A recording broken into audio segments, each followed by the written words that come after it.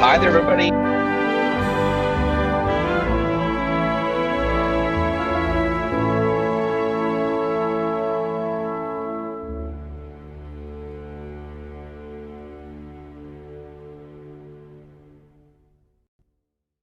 Hope you're having a good day, and I swear, I just never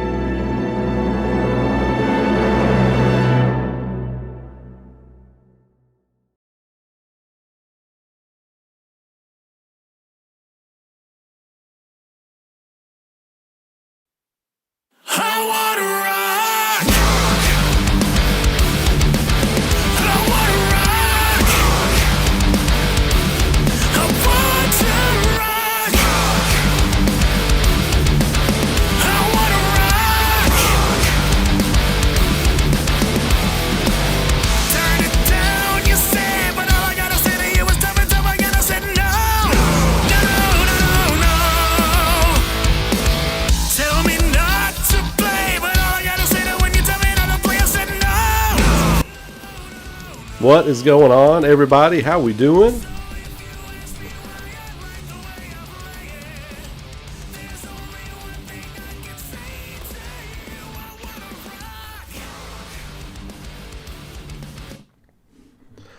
Shout out to Trey Watson for that awesome rendition of I Want to Rock. That is, I listen to that all the time. Like, it makes me feel good because, you know, that's something that we kind of collaborated on, idea for the channel, you know, and still makes me feel good that we got that done. So shout out to Trey. If you all have not listened to his music, you need to go check it out. He's got some killer covers. He's got a lot of killer original stuff, and we'll definitely be working with him more in the future. So definitely check out my boy Trey. What is going on, everybody? How we doing?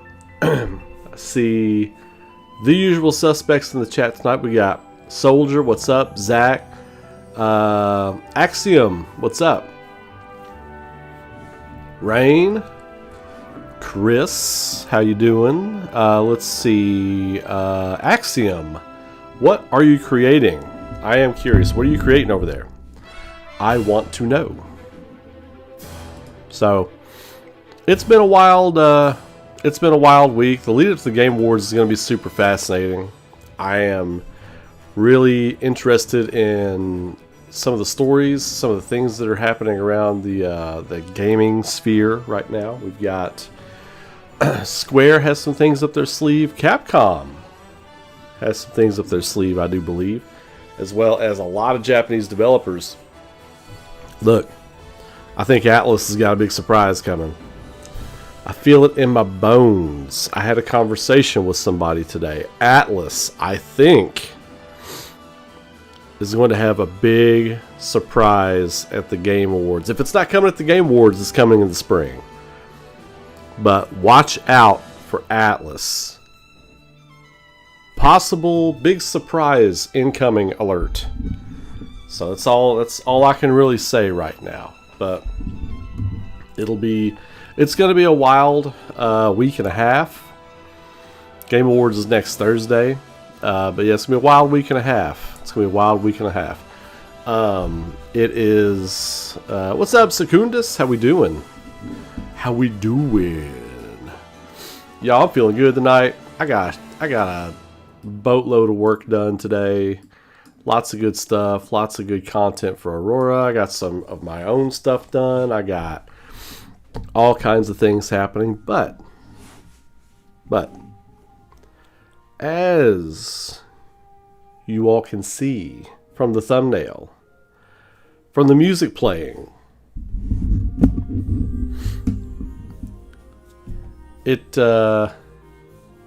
Maximus, what's up? How we doing, Maximus? I don't think I've seen you in the chat before. Welcome to the chat. Welcome to COFFMANITE Tuesday night. But we are going tonight to talk about a number of things. I've got a list right here in front of me. Unless one of these things winds up dominating the conversation. Could always happen. Has happened, will happen in the future, might happen tonight. But we're going to talk about Chrono Trigger tonight. Not just Chrono Trigger, but the Chrono Saga in general. Chrono Cross, the never released Chrono Break, which I never liked that title. I just thought it was like very uninspired, very uncreative. Chrono Trigger, dope. Chrono Cross, dope. Dope names. Chrono Break feels like Michael Bay directs a Chrono Saga game. It never felt right. It never felt right. And I always felt like Chrono Break was going to be a half-hearted attempt to cash in on the Chrono Saga, and I did not want that. This is around 2010, 2012, right around that area, when it was like canceled, like quietly. Kind of like what Final Fantasy IX Remake has going on right now. We know it has existed in some form. We don't know what the status of it is. But Chrono Break had a patent or a trademark filed for it. And then it was let to go. But the Chrono Trigger series is fascinating. It's one of the greatest game series ever made. Chrono Cross dances in and out of my top 5 games of all time monthly. I'll just sit here and be thinking about, what are my top games of all time? The top 3 didn't move for a while until Expedition 33 came out, and it's going to get its flowers next week. But we're here to talk about Chrono Trigger tonight. Chrono Trigger is my number 2 game of all time. If I'm being fair, there are 3 games that could dance back and forth between my favorite game of all time. And it's Final Fantasy VII, Chrono Trigger, and Chrono Cross. People didn't like Chrono Cross. I don't care. Like, I don't care. Chrono Cross is a masterpiece. You're either on that boat or you're not. There's no discussion to be had about it. The artwork, the narrative design of the game, how everything ties together. Not does everything just tie together. Everything ties together across its multiple endings too. Like, no matter what ending you get, it can make sense. No matter what version of the playthrough you're doing. Because there's not just different endings, there's different paths. Depending on who you pick and who you get and who affects your reality. Like, what path you go on because you pick this person or that person to be in your party. It is all great. Everything about Chrono Cross is great. Chrono Trigger laid the template for it. Hey, you can have this world where you play around with these different narratives. You can change things, you know. And it feels smooth. It feels silky smooth, and it just makes sense.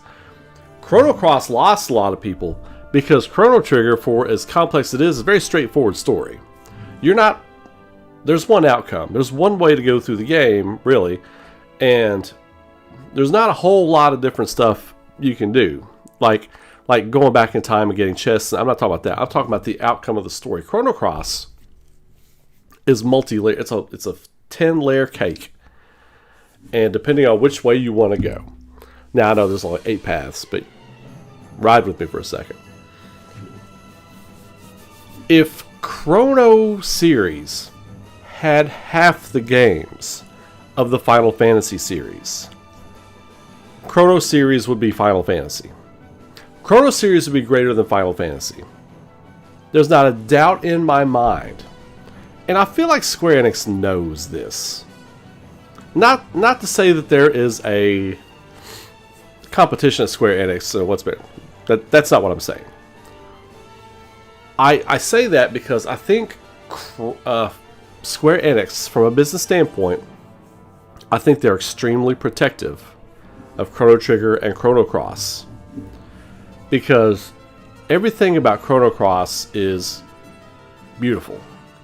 The music, the battle system, the characters, the writing, the story, the artwork, the concept of Chrono Trigger, the ending, the hero's journey of Chrono Trigger, the implications that lie there for the heroes that were in Chrono Trigger, in Chrono Cross, the implications of what happened to the heroes.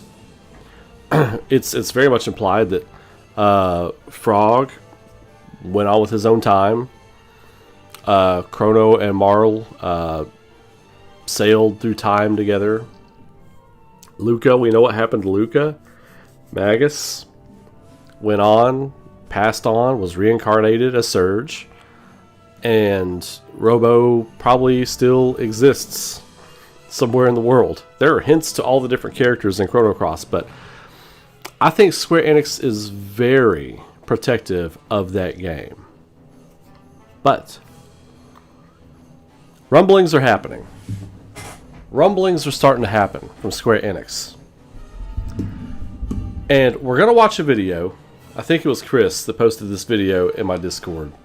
We're going to watch a video from David Inc. RPGs, who, if y'all don't know David, he's awesome. Big Dave, if we're going to watch this video, I have not watched it yet. We're going to watch it together here on the channel. We're going to check it out. And then I'm going to give my thoughts on what I think is going on at Square Enix. I think he's going to cover some of it because he's pretty savvy. Like a lot of these content creators that come on here, they're not savvy. They're talking heads. It's like watching ESPN, and it's obvious these people don't know what they're talking about, but they still have a big following. A lot of content creators are kind of like that. You might like them. They might have a big personality, but they don't know what the hell they're talking about. David does. David knows what he's talking about. So that's why I am going to watch his video here. Let's check it out. I won't have time for that tonight, but I will check that out in my own time. But so I'm going to kill the music for a moment. We're going to pop David on here. Let's see. Max him up. Switch screens. Bam. Oh, well, David's covered up by the chat. Well, it'll be all right. All right, so let's go. Let's get it. I'm going to unkill the sound. There we go. Never take a vacation. I'm still in South Korea. I will be for a couple more days. I have videos scheduled out for y'all, you know, because I was planning on not creating any videos, but here I am. Whenever news like this drops, I am here for you. Y'all, where are you from, David? Dropping that y'all. Lips. Years ago. That was a proper y'all. This man is in the South. HD 2D remake was first announced.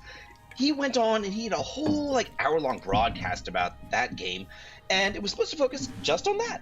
But he has loose lips, and he said, "Hey, can you all hear it? Okay.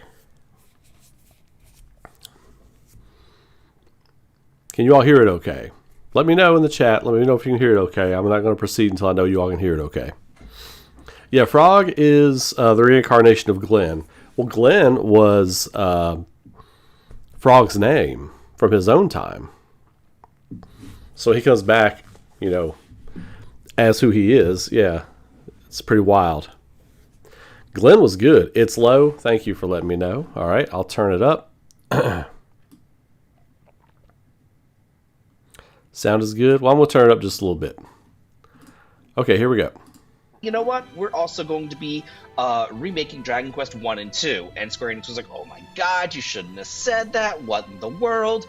And then we didn't hear anything about that. They were hoping that people forgot that Yuji Horii said that. And they were like, hey, you know, we're going to do Dragon Quest 1 and 2, even though those who are paying attention already knew that. Then he went on a podcast 3 months ago where he was asked about the Zenithon trilogy.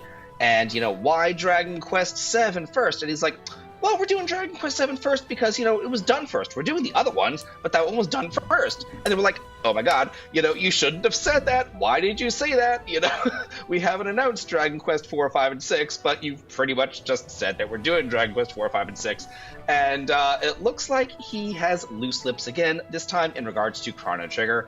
And I definitely do want to tell you all about it. And I think that's for the sub as you come and you join our party and you level on up with me. With your sub, your like, and your hype, it helps me out a ton. Thank you so much for that as I come to you on vacation. I should be in bed.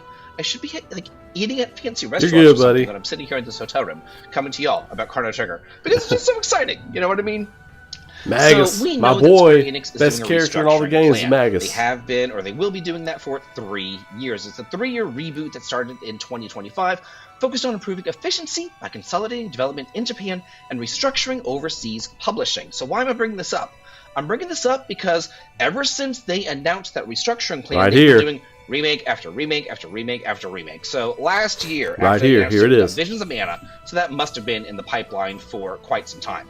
Then we got a remake of Romancing Saga 2, which was fan-freaking-tastic. Then we got Dragon Quest 3, which we already knew about because of, you know, Yuji Horii. Then we got Fantasian Neo Dimension, a remake of a mobile game.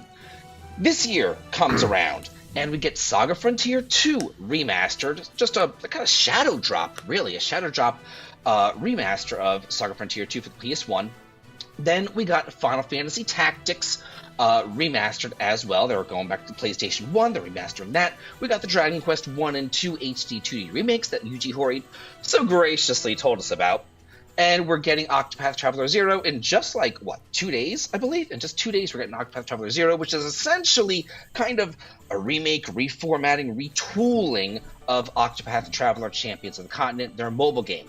So ever since this was announced, they got 4 games last year, 4 games this year. What's being announced next year?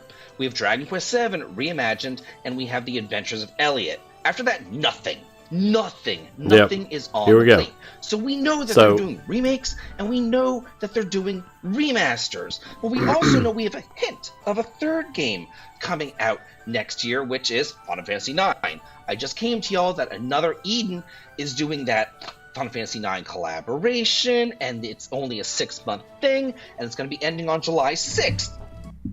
All right, so on the Final Fantasy IX stuff, this is what I talked about a month or so ago when I was like, oh, everybody's gone kind of 0 Dark 30 on Final Fantasy IX. No one's talking.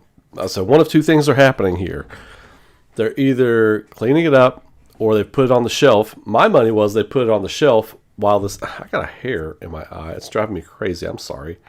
My money was on they put it on the shelf until they're through this restructuring and they clean up all these other projects they've got going on. That was what I said. If they are further along and they're restructuring, and this is what I wanted to talk about tonight. So Square Enix, everybody saw these remakes and remasters coming from Square Enix. This is to keep the ship floating while they get through this whole period of restructuring the company. Kind of what Capcom did in the mid-2010s when they were restructuring their company. It wasn't all remakes and stuff like that, but that was where the Resident Evil remake stuff kind of began, was in that period. Square Enix is taking a step forward in another direction. They're saying, let's get the remakes pumping while we are in this restructure right now. So first order of business, gavel on the table. The new head of the company says, all right, let's get these remakes going. And then as these are coming out, the new games we're going to be working on the other side of our restructure will be in development while these games are windowed to come out. I think that's what's happening. And if you want to hit with big guns, you would save Chrono Trigger and Final Fantasy IX remakes for the end of that remake cycle. Like, you kind of came in the front door. Final Fantasy VII Remake was already in development before the whole thing happened. Like, you could argue that the beginnings of the restructure happened when Final Fantasy VII went into development lockdown at Square Enix. So you could argue that it kind of happened then. That was when things started happening. But my marketing senses are tingling, and I think the plan at Square Enix is to hit you with all these kind of shadow drops and quick things and the Dragon Quest remakes and remasters and all that kind of stuff. And on the back end of this, we're going to get Final Fantasy IX remake. We're going to get Chrono Trigger remake. And the Bouncer remake. No, I'm just kidding. But yeah, Final Fantasy IX remake and Chrono Trigger remake are going to be on the back end of this whole thing. So that's why I've been kind of quiet. Hey, I'm not going to say anything. I'm not going to talk about this, not going to talk about that, anything like that. You know, as far as Final Fantasy IX is concerned, I was out on Chrono Trigger for a while. And then I was talking to a couple of people the other day, and we all agreed, like, oh, and these are marketing friends of mine who are also gaming fans and stuff. And we all agree that, you know, Square Enix was playing their cards right, which I think they are. I think this company is finally playing their cards right. I think they would end this cycle with Final Fantasy IX and Chrono Trigger remakes and come out with a bang. And then once those games are coming out, then you announce the new games you've got in development. Because if you're doing this in threes, right?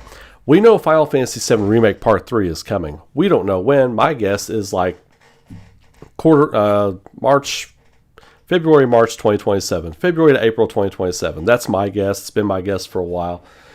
Just based on cycles and all this other kind of stuff they got going on.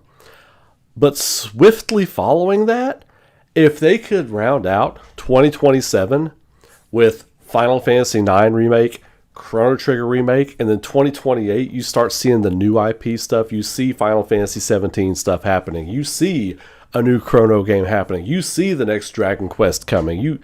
Square Enix would be punching MFs in the jaw at that point. Just like on the ropes, in the 12th round, coming out swinging, popping people on the jaw. That is how I would do it.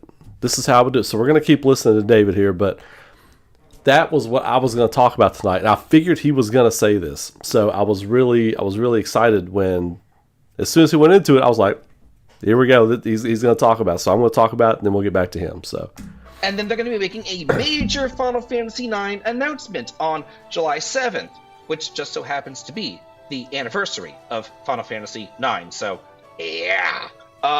So that's the third game. They're going to need something for Christmas. What could that possibly be? Well, enter Yuji Horii in Chrono Trigger, because this year is Chrono Trigger's 30th anniversary. So this comes from an article called "You Shouldn't Ask That." Yuji Horii was asked about a Chrono Trigger remake, and he did not deny it, reigniting hope in Japan.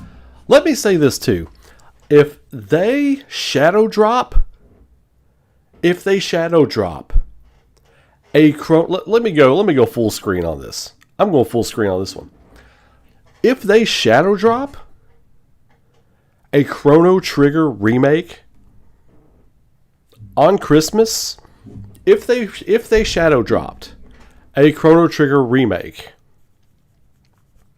at the Game Awards or announced it for Christmas, I would Ben Johnson my shirt. This shirt is coming off. Just flexing, cheering, clapping, just straight up live Disturbed video. If y'all seen the Disturbed video for Voices or whatever that was, dropping plates, that guy in the front row, that's me. That would be me. If they announce Chrono Trigger, they shadow drop Chrono Trigger, God tier move. If they shadow drop Chrono Trigger remake or even announce it soon, like if they announce the Chrono Trigger, even if they announce a Chrono Trigger remake on the anniversary of Chrono Trigger, Square's back. Square's back.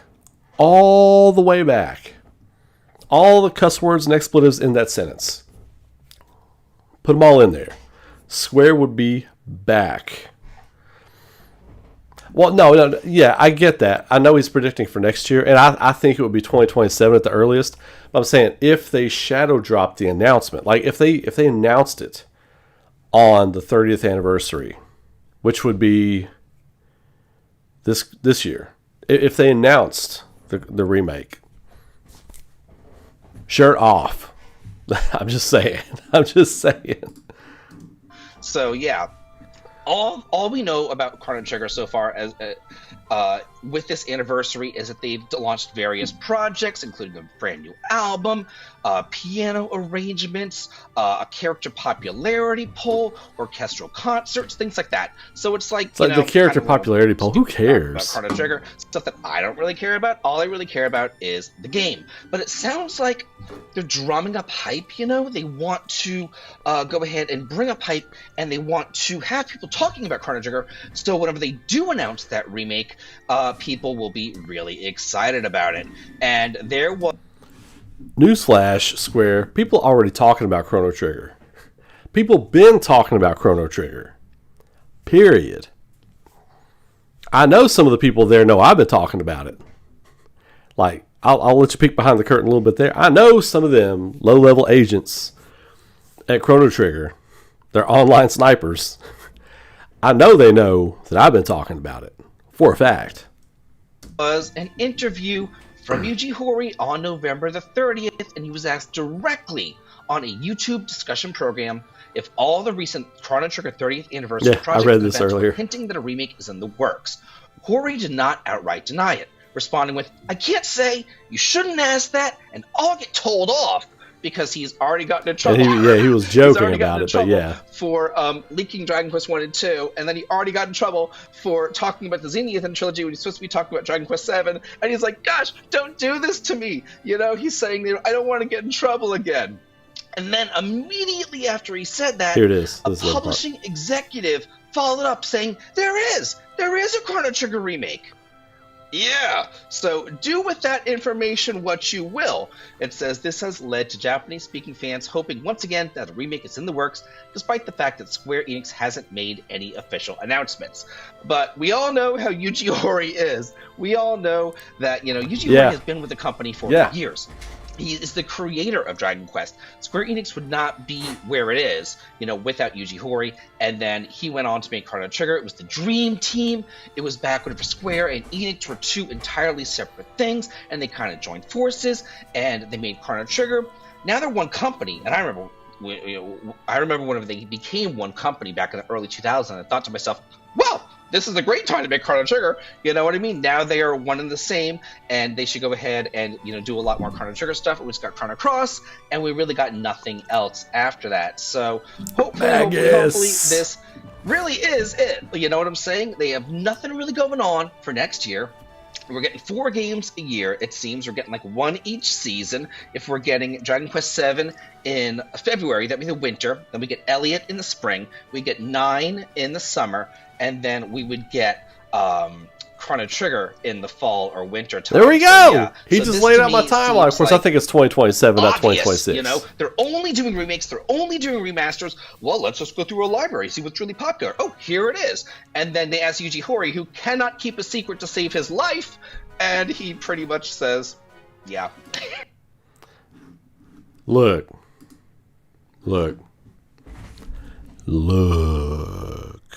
One time,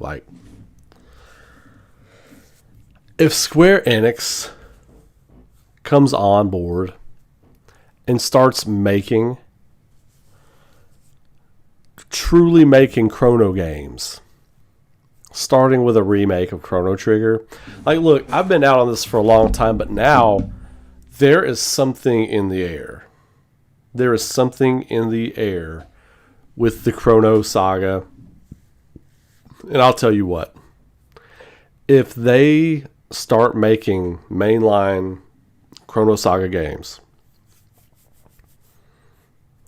we're done here, Square Enix. That's your new flagship. That would be Square Enix's new flagship. Final Fantasy's been fading.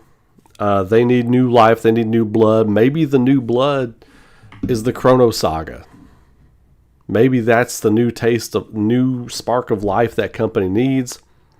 I'm not saying. I'm just saying. What if, man? What if? Yeah. Not really, Lenny, but I'm getting a really good gut feeling. I'm getting one of those really good gut feelings where I out and out sometimes predict what's about to happen. Doesn't happen a whole lot, but sometimes it does. Sometimes it does. It be like that sometimes. And I'm getting one of those feelings right there. Yeah. It's just rumors, but there's a lot to the rumors. I don't talk about rumors a whole lot, Maximus. When I talk about a rumor, it's when there is a clear path of, not evidence, when there's a clear line of previous circumstances that have led to similar things happening. Like this stuff with Yuji Horii. Yuji Horii is a passionate, what I call classic Japanese game designer. Passionate, super over the top about the love for his games. Really excited. Square Enix has a lot of these people there. And if they're, he is one of their top designers. It's like David just said in the thing. He created Dragon Quest. He was part of the dream team that created Chrono Trigger and more, So, and I'll address this too, because every time we talk about Chrono Trigger, I have to address this. Stop listening to the talking heads online who tell you, oh, they can't make it because all the people aren't there. That is such bullshit. You can't, look, I'm telling you, this is a PSA from Uncle Ray. PSA from Uncle Ray. Any million-plus subscriber, streamer, YouTube content creator, 100,000 plus, I don't care, that tells you they can't make a new Chrono Trigger for legal reasons. They don't know what they're talking about, and they are a talking head, and you should stop listening to their advice. I am telling you, because if that were the case, they couldn't have made the Dragon Quest remakes. Oh, they can't do it because the whole team isn't there anymore. You know, they can't do it because Akira Toriyama passed away. It's a Japanese thing where they won't dishonor somebody by working on their stuff. Well, they're still making Dragon Ball stuff. They made the Dragon Quest stuff. He did all the artwork for Dragon Quest. Throw me another one. Tell me another one. Tell me another one. Pull the other one. Pull the other leg. No, don't listen to those people. They can absolutely make Chrono Trigger, and it's starting to feel like it's happening. It's starting to feel like it's happening. Whatever this restructure happening right now at Square Enix is, I think it's nothing but a breath of fresh air for this company. It feels like there's a new energy coming out of this company. I don't feel like I'm seeing things about to be released from the company that don't feel like Power Wash Simulator, that don't feel like all the other bullshit waste of time games they had going on for a long time. They are focusing on Japanese development, Japanese creators, getting back to basics, back to the they tore the house. I think they're tearing the house down to the foundations, figuring out what parts are still standing that they can work on and build their new house on. And that's where we're at with Square Enix right now. And that's nothing but love, man. If they get back to just making great games with great stories and doing their thing, man, they can do whatever they want. They can do whatever they want. Throw a like on the stream if you would. I appreciate it. We got 20 watching right now. More likes would help other people see the stream. It's always appreciated, the extra little bit of support. Grabbing that mouse or looking on that phone and just hitting that little button always helps me out. I really appreciate you all for it. But yeah, there is... so who was it that said earlier here in the chat? It was... Somebody was talking about this. Oh yeah, okay, Envoy. You were talking about the streamers and younger people playing Chrono Trigger. I've had a lot of people message me over the past probably a couple of years, maybe longer than that, 2 or 3 years, where they're like, hey, you know, I saw that thing you were talking about Chrono Trigger on your stream. I checked it out. Man, it's actually really good. I don't play these older games and stuff. A lot of people have told me that because of my streams and other people my age that have YouTube channels talking about Chrono Trigger, that it has inspired them to go play Chrono Trigger and games like it. And I really think hold on to your seats. This is gonna be a hard pill to swallow. This is gonna be a hard one to swallow, so be careful. I think Square Enix has learned how to wait for it. Listen to the fans. 3 reasons why I think that. They've been putting out less games, less updates for games that people have criticized and have been panned and much aligned. Now you can say that is business, and that is business 101. Let's strip away what's not working. Let's take a look at what is working. Let's get back to basics. That's 1. Number 2, Hamaguchi has been out, going to the conventions. They got Kitase in Washington, D.C. in 2024 at Otakon. I was there. Front 5 rows. Dead center stage. Looking everybody right in the eye. Got to meet a few people. Got to meet a couple of the developers and stuff. They're sending these people to places they used to not send them to, because they want to be boots on the ground with the fan base. They want to talk to the fans. And since Hamaguchi's been out there, now they're having YouTube meetings and Q&A discussions and stuff with other developers at the company. Yuji Horii. This is not the first time Yuji Horii in the past few months has been out or online talking to fans, talking to other people, even reporters and stuff like that. That didn't happen as much as it's happening now. The people in charge at Square Enix now, and forgive me, I don't have all those names in front of me. They are one of their top mandates at that company right now is we have to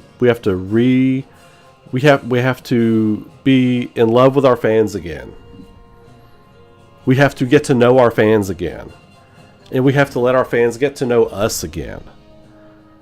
I think that is what's happening right now at Square Enix. And 3, I think the Yuji Horii stuff, I think he does accidentally say things, but the stuff Hamaguchi says, he's a passionate game developer and an artist and a fan and all these other things, but he is also a company man. He knows how to live in all 3 of those worlds. Fan, artist, developer, company man.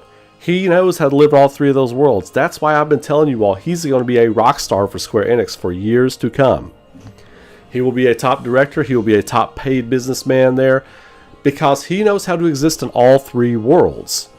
Now, I think that type of creator is who Square Enix is going after now. And if it is, oh my God. And here's the thing. People kind of knock on Tetsuya Nomura sometimes because he's wild. Like, his mind is just really wild, and I don't get Kingdom Hearts, and I never will. It's not my thing. But I respect Tetsuya Nomura as a creator. He is one of those guys. He is not as good with public speaking and fans and stuff as Hamaguchi and Yuji Horii and people like that are. But he is a dynamite creator and artist, and he is a dynamite company man for that company. So I think when you look at all the stuff that they're doing, you know, sending people out, getting back to basics, re-endearing themselves to the fan base, I think this all lines up as a recipe for these games are finally coming. I think we can finally start looking forward to these things happening. Things we've cried for years, begged for years, and they just on deaf ears. I think the deaf ears are gone. I do. Now, these things will take a little while. We're not going to see... If we see something at the Game Awards, oh my God. I mean, we'll see Final Fantasy VII Remake 3, I'm pretty sure, at the Game Awards. But, like, these other projects and stuff, I mean, shit, who knows? Maybe we do. Maybe we do. I would love to be wrong. God, I would love to be wrong. I'd love to come out here and be like, you know what? I'm a hack. I was wrong about that. We're getting it tonight. Or we're getting it in March or something like that. But I think there is finally hope. I think there's finally hope at Square Enix. These things are happening. It's going the right direction. And yeah, Last Soldier, exactly, Soldier. We're going to be eating good in 2027. Square Enix fans are going to be eating very good in 2027. The big games they had in development that they knew were heavy hitters, that they knew were just going to be ingratiating themselves to the fan base by developing them and putting them out, were obviously the Final Fantasy VII Remake Saga and Kingdom Hearts and a few other games spattered in there. You know, Dragon Quest 12, I'm sure, is on the horizon or whatever, you know. But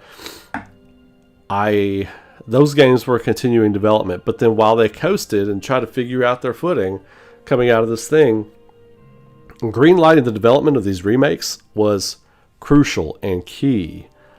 And look, I know we've been here before, and I know I've eaten crow before on, oh, they might be doing this, oh, they might be making that, and then nothing happens. Maybe those things were happening. No, as a guy who has worked with a company that went through a massive restructure, I can tell you that it slows things down for a long time. And the company I was with was a manufacturing company. I was an advertiser there. And I was in marketing. And it literally the mandate was, we're going to cut the marketing department. We're going to see you guys in 6 months. You're just going to be laid off for 6 months. Go do your thing. And then when we get things back up and running, we're going to bring you back. It slowed everything down for 6 months. 6 months. And that wasn't like developing video games and stuff. That was like textile stuff. Video games? Trying to develop and do the stuff through a restructure, through a massive company-wide restructure, shutting down non-domestic studios. And I'm speaking on behalf of them. Domestic for them are the Japanese studios. Like, we are the foreign studios over here. Shutting those down, selling them off, piece by piece, IP by IP, just to lighten your portfolio and the things you're working on, and then bringing it internally, and then seeing what you got left, and then tearing things down internally, and then that is your launching point. That takes years to do, and they've gotten it done in... That hair that was on my eye seems to have found its way into my mouth. I don't know what's going on right now.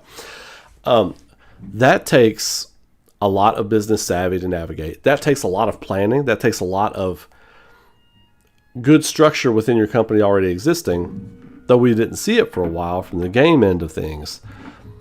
It'll be interesting to see how quickly all this stuff happens. But I say all that to say that is what gives me hope that things are changing at that company and that they are listening to us. The restructure that we've seen happening, the scaling back of stuff that wasn't necessarily working, them being tight-lipped about things, and sending the right people out to the fan base, to talk to the fans, to meet the fans, to shake hands and take pictures with the fans. That is all game planning. That is all game planned. So the stuff that comes out of Hamaguchi's mouth, it is to hype the fans, not give them too much, but also let them know that we see you. We see you. We know. And he's also listening. When he goes home, they're having meetings. He's talking to the heads of the company. Well, this is the stuff people are talking about. This is what people want to see. This is what people want to see. Yuji Horii comes back from a meeting. This is what people want to see. Tetsuya Nomura comes back from a convention. This is what people want to see. Guy at the top, people at the top. When they come back, they're reporting to their bosses. This is what people want to see. Every time Yuji Horii sticks his head out of the studio, fans are right there. It's like, when's Chrono Trigger coming? They're asking about it every time he goes out. And he's telling his bosses when he goes back, this is what people want. They finally have people doing that. They finally have important people at the company doing that. Let me rephrase. And they have the company's ear. So that's why I say this is not falling on deaf ears anymore. This is happening. We are going to get it in the next couple of years. They're going to serve it up. Serve it up. I can't wait. Just all over it. All over it. Gravy and biscuits. Some extra blackened seasoning on the chicken. That's what I'm talking about, baby. That's what I'm talking about. So I'm telling you, this is happening. This is absolutely happening. I am hyped for Square Enix like I've not been hyped for Square Enix in years. Like when they were announcing the Final Fantasy VII Remake stuff, even when Chrono Cross Radical Dreamers Edition was coming out, I was hyped for those games, but I didn't think Square Enix was going to be anything. I just didn't. No, Final Fantasy XIV killed their creativity. They coasted forever. It killed Yoshi P's creativity working on that game for so long. Final Fantasy XIV killed Final Fantasy XVI from a creative standpoint. They had no juice left for that game. So, restructuring, getting back to basics, putting aces in their places, taking people like Yoshi P, Yuji Horii, even Hamaguchi's going to have a bigger role, and some of their other, Masaki, I can't remember his name, some of there's business people. They've got a couple of ace business people at Square Enix that have probably been largely underutilized. Now's the time. And I think they're putting together an amazing battle plan for 2026 and 2027. I am on board with it. Man, if you're not excited about Square Enix and you're on this channel, it's time to get hype. I think they're coming back. I think they're about to make a Capcom comeback. So I was excited when I logged onto my Discord today and I saw everybody talking about this. It wasn't so much just Chrono Trigger. But the reason there is smoke to the fire with Chrono Trigger right now is because of the positive changes that are happening at Square Enix that I've been seeing and I've been hearing about. This is real stuff that's happening. You can see it, you can hear it, you can read about it. I mean, things that company hasn't done in years, they're now doing.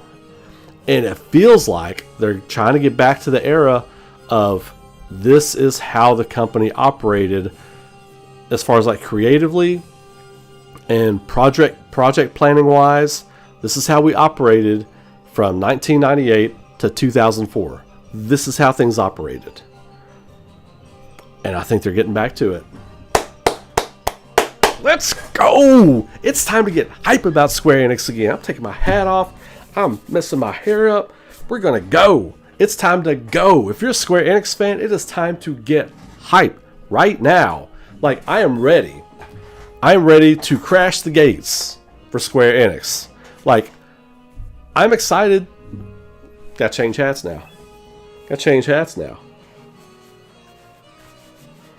Get back my proper gear. Proper. It's time to get hype. Like, whatever they put out in the next little bit, I'm just going to buy it. My backlog is crazy. I've got Dragon Quest 1 and 2 remasters, Dragon Quest 3. I've got all these games just sitting that I can't play right now. I don't have time to play. Final Fantasy Pixel remasters, I played through them when they came out. It's sitting on my shelf right over here. Bam. Bloom. Right there. I wanted to play through them again. Don't have the time. Don't fucking matter. I'm going to buy them when they come out because I now think this company is worth investing in again. I'm going to go and buy Square Enix stock tonight. I'm going to buy, I don't know how much. What you got for $2? What you got for $2? I'm going to go buy some stock. Not tonight maybe, but soon. I'm going to go buy some stock. Because I think in 2026, this company is going to start skyrocketing. I really do. That's how much I believe in what they're doing right now. I love the fact that you got this massive company that isn't saying shit right now. And they've got their top creators going out and talking to people. Talking to fans like you and me. I'm just a fan. I'm just a fan of this stuff in gaming. I would love to be a creator in the gaming sphere. I'm not. I'm a fan. I can appreciate what these amazing artists, these men and women are out here doing for the games. So the artists, the musicians, the developers, the writers, the program, everybody. The marketing people that create the hype for you. That's what we do as marketing people. We create the hype. We create the atmosphere. Get you ready. Get you primed for playing these games. Everybody associated with it. I love this industry. I love all the moving parts that have to make this industry go. And I love seeing Square Enix starting to get all their moving parts working the right way again. The gears are slowly starting to turn. I just watched Frankenstein. Me and my wife just watched that new Frankenstein on Netflix the other night. It's like they're Victor in the lab. They've sewn together the perfect being, and they're getting ready to bring the voltage down on it. You know, I feel like that's what they've been doing at Square Enix. It really does kind of have that vibe, and I am totally here for it. I have been super critical of Square Enix for a long time. Because I think, you know, honestly, sorry for smacking the microphone. Y'all know how it gets around here when I get hype. Okay, y'all know how it gets around here. I smack things, I blow up your earphones, I do all that kind of stuff. But I'm going to tell you, for, I don't know, it's been a while. It's been a while. I think Square Enix just kind of put their eggs in the wrong basket with things, man. I do. I think they just went after one type of fan base, and that was it. Square Enix, when they're at their best, they create stories that everybody loves, that everybody can get behind, that relates to everybody. Characters that relate to almost everybody, and not written in a broad stroke kind of ham-fisted way, written in a way that's written by real people who've gone through real things, like Expedition 33 right now, enjoying all this success because it's written by real people who went through real things, and it's written for you, a broader audience, but it feels like it's written for you. That's what Square Enix shit used to feel like, and it hasn't felt like that in years. They've been chasing like one type of fan base, and that's been it. And you can include those people in the fan base. You include everybody. And what specific type of person am I talking about? Well, their stuff was a little too emo for me. A little too emo, a little too debutante villain, a little too, oh man, I'm too depressed. I want to get out of bed to save the world. I can't do it. Too much of that. Like, you can have that. You can talk to that fan base, but you can't alienate everybody else. And they've alienated everybody else. Now they're not going to. They're going to get back to writing real stories from real people for everyone. They're going to get back to it. I'm ready, man. I'm ready. Because, and also, I think what happens, you can write depressing stories for people who are going through bad shit. But the people writing that have to have gone through those depressing things. And I think what you've gotten at Square Enix is you've gotten people that haven't gone through those deep, dark wells where they've spent months at a time in their bed, not wanting to get out of bed, dealing with those emotions, trying to write those emotions. And for someone who has been there in the valley of depression and come out the other side, like Cloud rising from the live stream, you can see when people understand it and when they don't. So I think people going through those things, they love those games, they buy them because they're currently going through that. But once you've gone out the other side of it, you can see that it was written by people who didn't understand those emotions. People who were writing Square Enix stories back in like the late 90s, early 2000s, mid 90s, writing those stories, the text that you read on the screen, everything, those are people who really went through things and came out the other side. The people at Expedition 33 writing the story, they went through that shit and came out the other side. That's why they understand it. That's why it resonates so much. It is 2 + 2 = 4. It is not calculus. It is 2 + 2 = 4. It's real easy. It's real easy. But you have to experience those things. You have to have experienced those things and survive to tell the tale.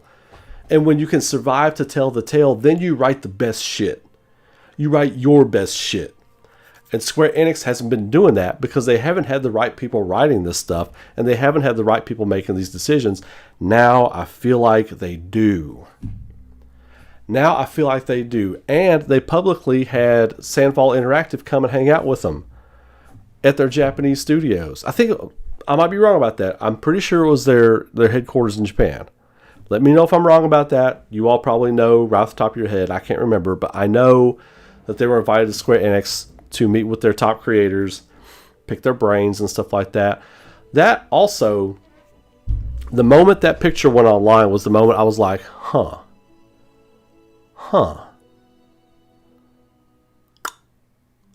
Square Enix doesn't do things like this. Like, modern Square Enix doesn't do things like this.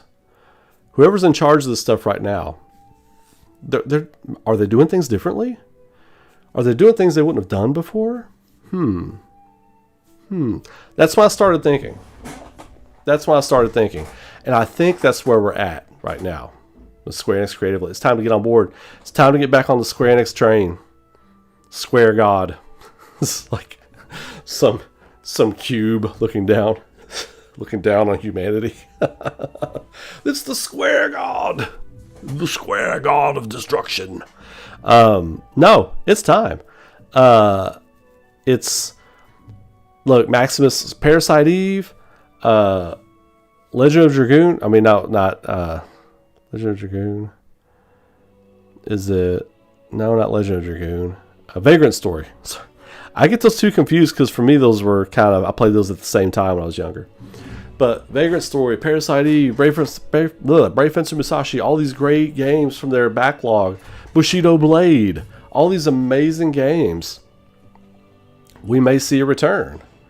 But I'm here to tell you, man, it's time. Like, this makes me want to break out some old Square Enix games and play them because that's what we're going to have to look forward to.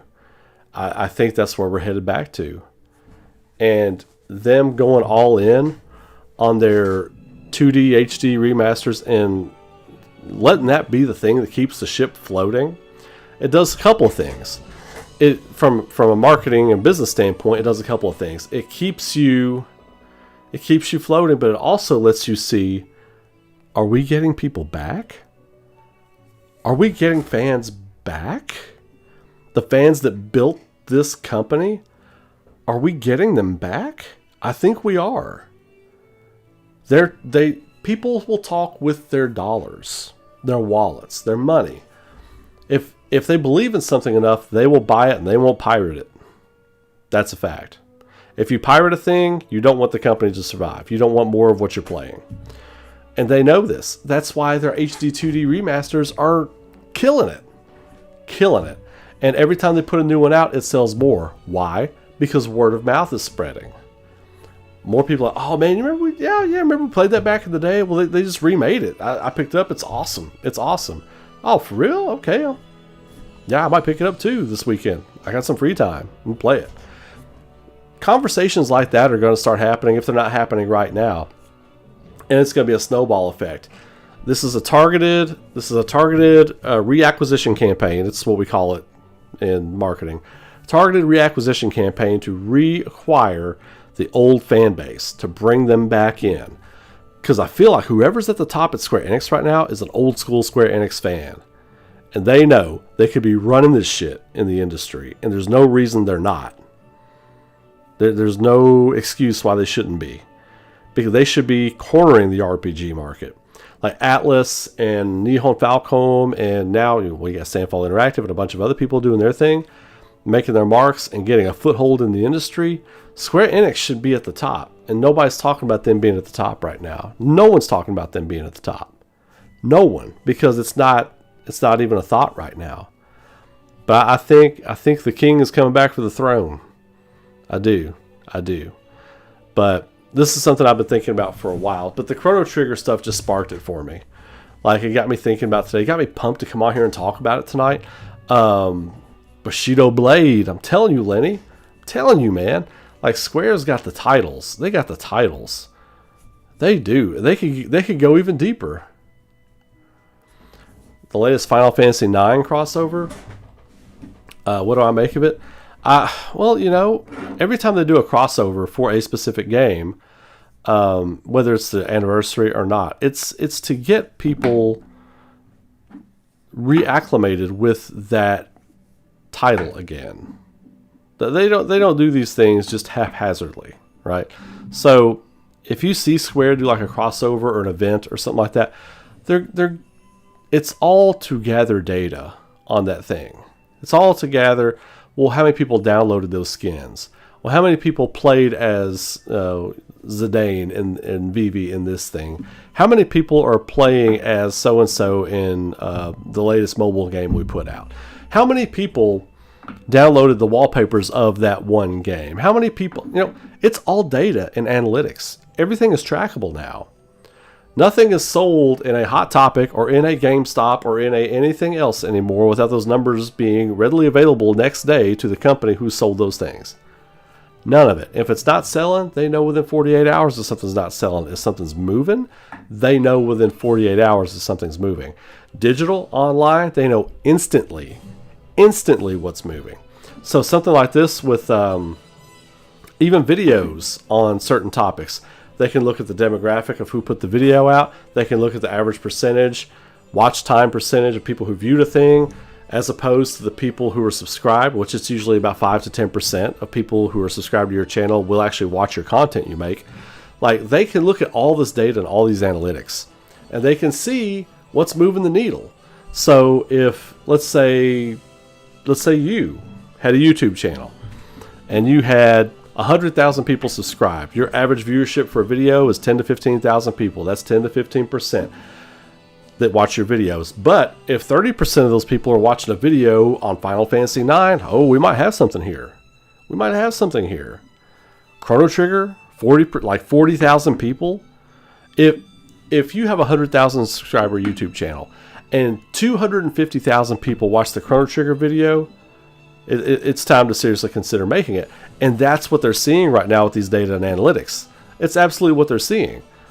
And so all these crossovers and stuff like that you see, there's smoke to the fire again. There's smoke to the fire. And, not to bring it up, but when I was talking to people who had firsthand knowledge of that Final Fantasy IX remake that we thought was scrapped for a while, people thought it was crazy. They were like, what are your sources? Tell us your sources or you're full of shit. No, I don't want people to lose their jobs. That's why I stopped talking about it. You know what I mean? I was like, that was my fault. That was my fault for coming on here and talking about it. But, since all that, I haven't heard anything. And no one that I know has heard anything about it. So I thought it was just like scrapped, right? Apparently not. Apparently this is going full zero dark 30 on all these projects. And I think it's about to be a glorious, wonderful, hang on, my mic's too hot. My mic's way too hot. Okay, there we go. It's going to be a glorious, beautiful brand new day with Square Enix and all their franchises. So I'm pumped, man. I'm pumped. I'm ready to rock. I am ready to rock.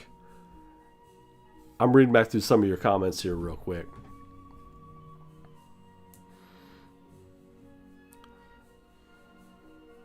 Yeah, Jesse, you're right. In many ways, they were kind of a victim of their own success because, like, anything they put out for years sold like it was the greatest game that ever came out. So they thought they could do no wrong. They thought they were bulletproof creatively, and then it turned out they weren't. They weren't.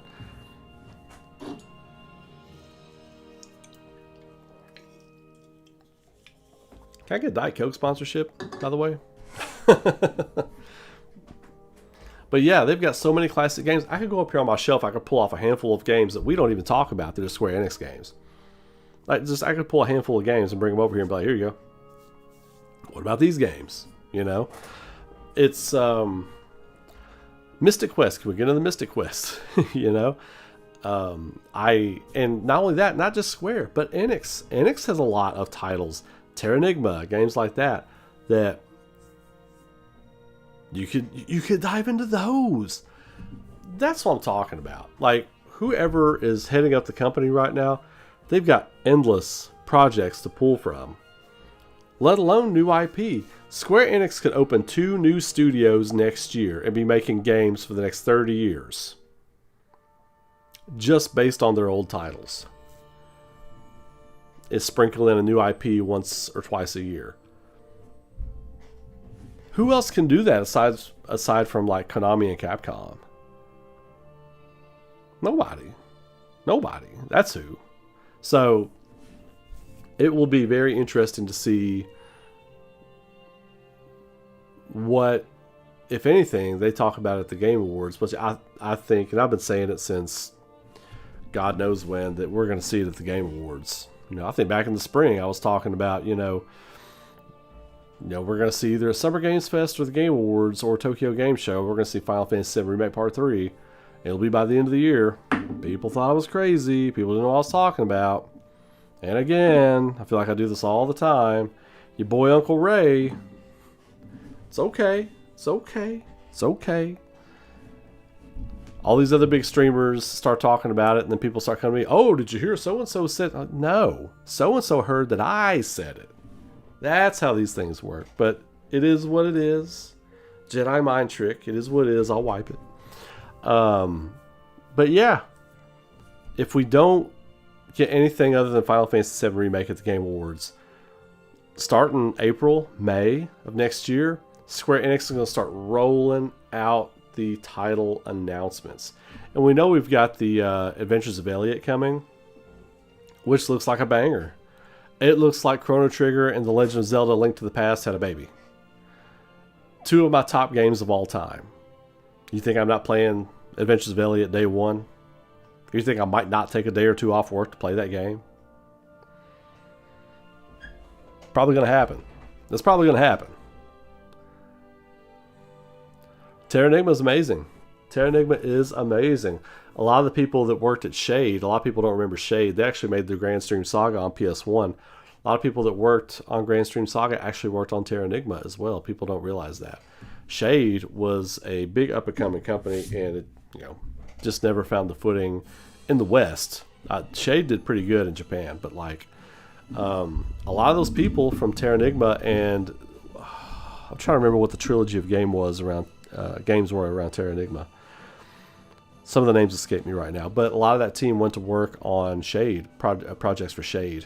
But yeah, so I'm gonna take a quick break and get me another beverage, and when I come back, we're gonna talk about the Game Awards on this Tuesday night COFFMANITE. Make sure you subscribe, throw a like on the video, share, tell people we're in here chopping it up tonight, and I'll be right back.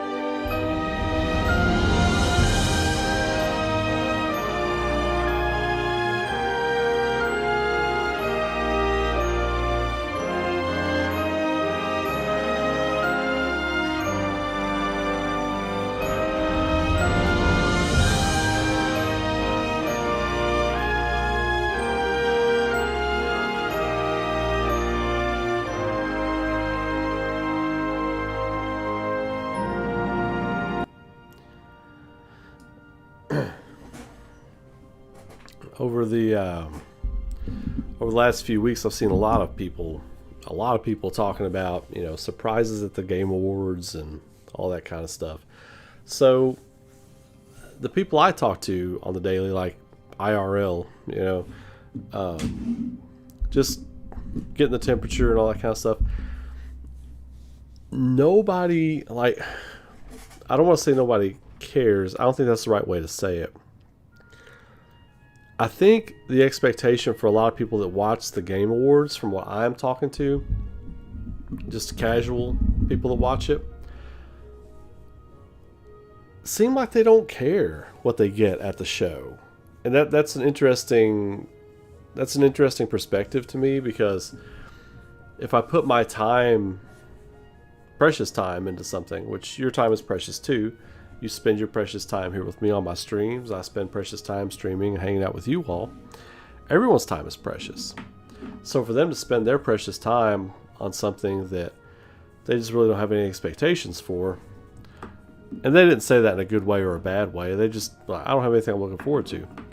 I was like, man, how the landscape has changed in 10 years. I remember it was a while ago, 10 to 12 years to be exact, where every year you were looking forward to E3. And in the summer, you're looking forward to E3, you just sat by your computer, people, myself included, that first 2 days of E3, just taking days off from work to just be around the house to watch the live streams from game trailers, from IGN, and just being on YouTube and watching stuff that people were live there. It was a wild time. So for us to be 10 years removed from all that, and the biggest Game Awards show of the year, like the big dress up, go the Oscars event kind of the year, would just be like, oh, I don't really care. I never ever thought we'd be there. Me, I care a lot. I want companies to bring it. I want everybody to bring the smoke. That's what I want. I want them to bring their best, the best of everything. And that's what I want to see. I want surprises from the Game Awards that I don't see coming. Because if I see it coming, it's not a surprise, right?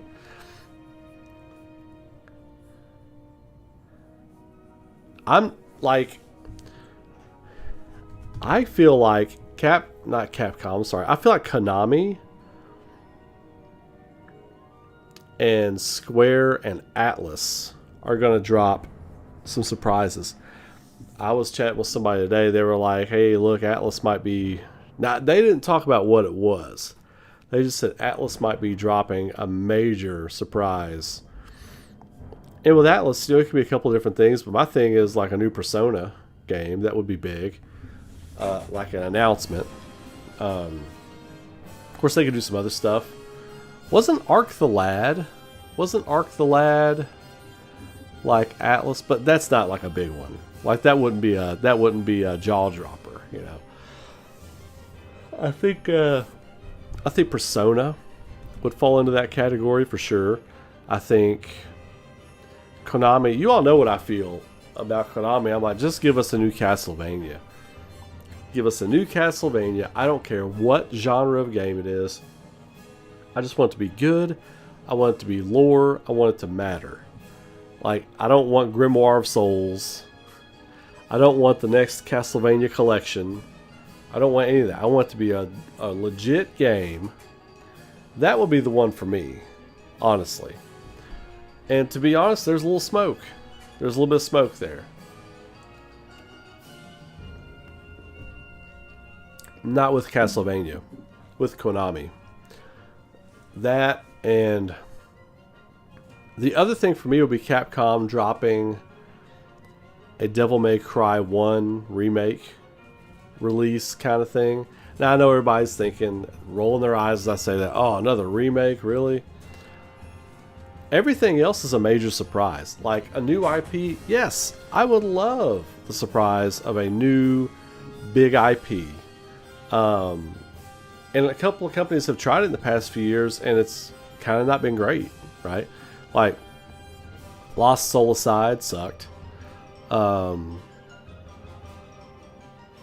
Metaphor, I think, was the last one for me that I'm thinking of as far as like a brand new IP that was like, wow, everybody loved this game. Now, I'll probably never be able to play it because it requires 80 to 100 hours to get through, and I just don't. I mean, it would take me a year to finish that game. It would take me a year to finish that game with my current schedule.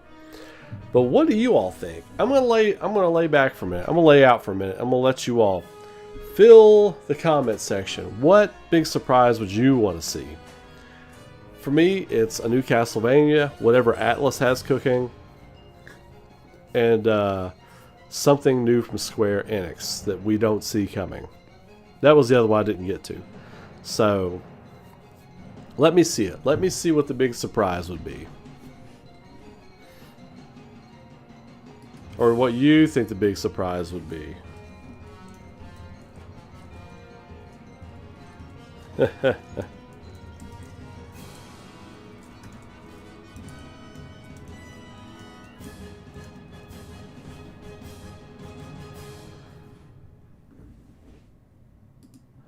Ugh.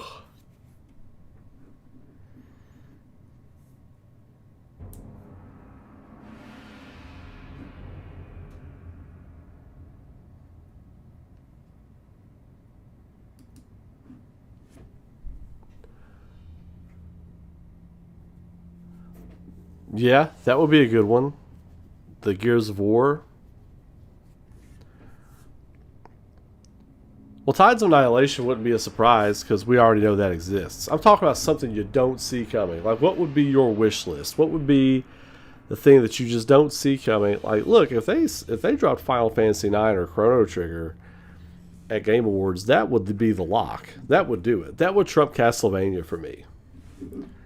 Well, Final Fantasy IX wouldn't, but Chrono Trigger would. That would trump Castlevania for me. And we won't see any of the Resident Evil remakes for a while because they gotta push through Resident Evil 9, whatever that's going to wind up being. Knights of the Old Republic remake, Darth Magus, that would be an incredible one.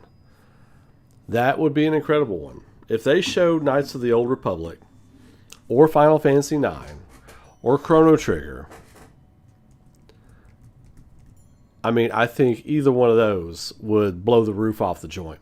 See, that's what I'm talking about. Like, we know that Jeff Keighley knows what's going to blow the roof off the joint and what's not. You got to have your headliners, right?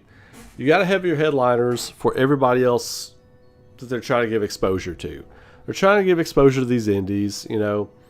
They gave the stage to Sandfall Interactive back before anybody knew what Clear Obscure was, right? When they were just showing off what they were doing and everything, gave them the stage. There is anything there's a slight hint to. I feel like Jeff Keighley and his team are trying to get it on the stage because I think they want a big show. They definitely want a big. They don't want a dud. They don't want a quiet audience being on Amazon Prime. That's the other part of this too.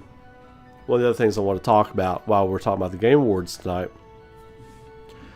they're going to go out of their way to make sure that audience is not quiet. They want that audience popping, clapping, hyping out for the Amazon Prime audience. Amazon executives are going to be watching. They're going to be there. It's streaming live on Prime. They're going to have handlers there in place to make sure the stage goes smoothly from their end, or the show goes smoothly from their end. They're going to want to impress the executives. They want a contract. They want a big contract with Amazon Prime or some streamer, and this is their showcase for it. He wants big needle movers at this show, which is why I feel like when I was talking about earlier this year, and it all comes to a head in this conversation here. Earlier this year when I was saying, look, if we don't see this or that, or we don't see much of this or that, it's because we're going to see it at the Game Awards. They want to be a big surprise. They've got a contract with the Game Awards Inc. to show it at this show at the end of the year because they had this whole thing going on with Amazon Prime, the business end of it. They want to have the biggest hitters of the year, the biggest surprises, the biggest reactions for this show to look good on that platform. I stand by that. I triple down on that. And I think any kind of big like surprise that we get, I think we'll have been contracted and held for this show, which, hey, do your thing. I don't think that's a bad thing or a good thing, but I think everything is on the table. That's why I'm talking about the surprises right now. Let your heart dream the biggest dream. Let your mind wonder, what is the one that you're like, that one right there. Somebody in the chat's always talking about like a new Sonic Adventure game or something like that. I guess Sonic Adventure is near and dear to their heart. It's somebody always talks about Sonic Adventure, and I can't remember who it is now. If you're in the chat, raise your hand. But that's one that pops into my head. I'm like, that person wants to dream big. Like, that person loves Sonic Adventure, and they can't wait for a new one. They got to have that new one. But for me, my Sonic Adventure would be like a new Castlevania or Chrono Trigger. That would do it. I mean, that would do it. And, Final Fantasy IX Remake being there would be big. And the thing about Final Fantasy IX Remake announcement possibly being there is that Jeff Keighley, his team knows what we're talking about. They know what people are talking about on X. He's so active on X. He's active on a lot of different social medias, but especially on X, or at least his account is. Whoever's running his account. So, Jack and Daxter, yeah. So, everything and anything is on the table. Which is why I thought it was weird that Naughty Dog is skipping the show with that Intergalactic game. There were enough people talking about that game that I thought it would have a little bit of a presence there, but it's not going to. For whatever reason, good or ill. But, hang on, it's got important text.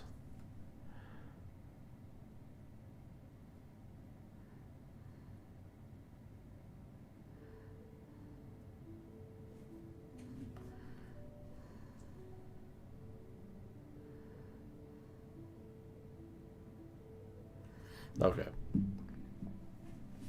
But, right? So, what will be... Another question I want to ask. Based on everything we know out there right now,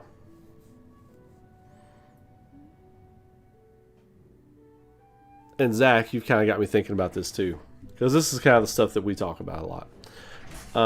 What's going to be the next indie? What's going to be the next big indie that they get behind? Because we're going to know after the Game Awards what the next big indie that they're targeting and trying to get people's eyes on. We're going to know by the end of this show what it is and what they think people are going to be into. And plus, I think the curtain jerker for the end of the show was going to be Final Fantasy VII Remake Part 3. I think that is a lock. So, but we'll see. I've been wrong before. I will be wrong in the future. I might be wrong right now. But my opinion is Final Fantasy VII Remake Part 3 is a lock to end the show. To close the show. Game of the Year will close the show. Game of the Year will have that moment. It will close the show. But Final Fantasy VII Remake Part 3 will be the last world premiere that we get. Right before they announce the Game of the Year. And the Game of the Year should be the last thing you see at the show. I absolutely feel like it should be the last thing you see at the show. We shouldn't get another trailer after that. It should be all about, like, if the Game Awards are about the year in gaming, the thing that should close the show, fade to black, fade to credits, should be the team accepting for Game of the Year. Should be Sandfall Interactive on stage accepting for Clair Obscur Expedition 13 to finish 33 to finish the year. That should be what we close the show with. So,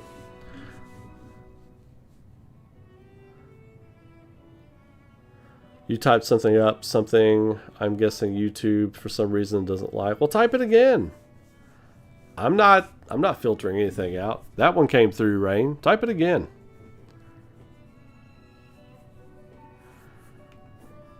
Did you see that statue thing with the coordinates in the desert? Yeah, I did see that. I said, hey, is that Altered Beast? Because the crocodile looked like it had like a person's arm, like a human arm, you know? I was like, is that Altered Beast or is that Fallout 5? Or is it Fallout 4? Ooh, is that the Fallout remake? Is that the Fallout 4 remake?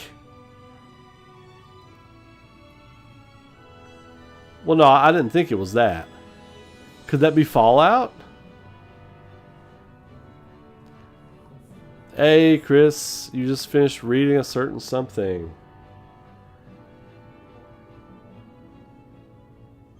Oh, you did. All right, sweet. I'll have to read these texts here in a few minutes and text you back. So,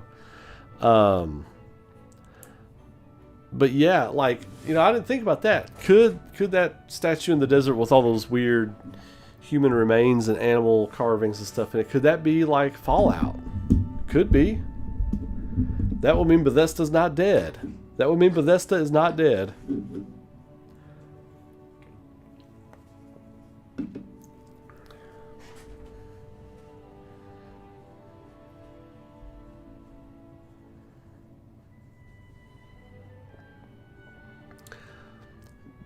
Dead Rising. Yeah, I had read a quick little comment about that, but I haven't seen anything else about it.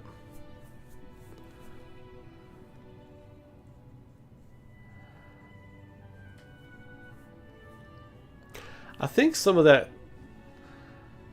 I know what you're talking about, Zach. I really feel like another big surprise for me. Now, I don't think we're going to get this for God knows when we're going to get it. But another big surprise for me would be Elder Scrolls 6. I would love to see Elder Scrolls 6 next Thursday. That would be a really cool one as well.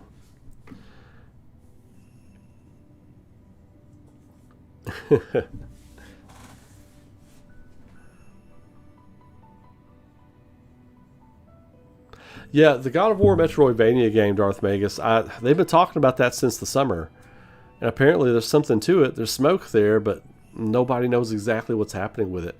One rumor came out and said it was scrapped. One rumor came out and said it was still happening, but it was too early to show anything. Nobody really knows what's going on right there. So I'm not really sure what to make of all that. I haven't heard anything about that, but with God of War and Sony Santa Monica and a lot of the Western publishers, like I don't know a lot of people that do anything with them, so I don't know much of anything about that stuff. Plus, I'm not like massive on those companies either, like I am the Japanese companies. Parasite Eve remake would be killer. That would be killer. Absolutely.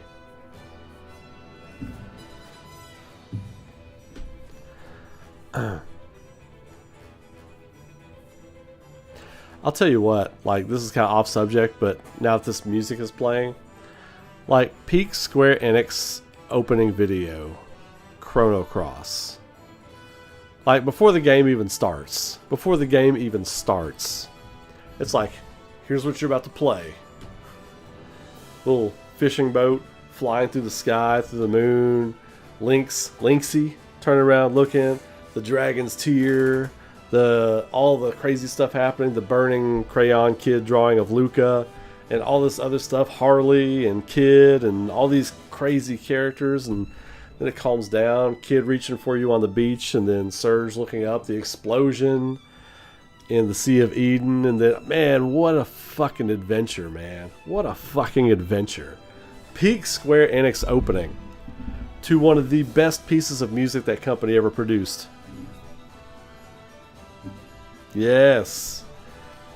Every time I hear this song, I just get so fucking hyped. This comes in with a little guitar, classic Matsuda, and then it goes into this whole piece, just fucking adventure. You can hear the tribal and the Celtic themes in it to this massive orchestra. God, man, nobody does it. Nobody does it like Matsuda. Nobody does it like Matsuda. Shit gets me hyped every time. I did play Donkey Kong 64. I really enjoyed it.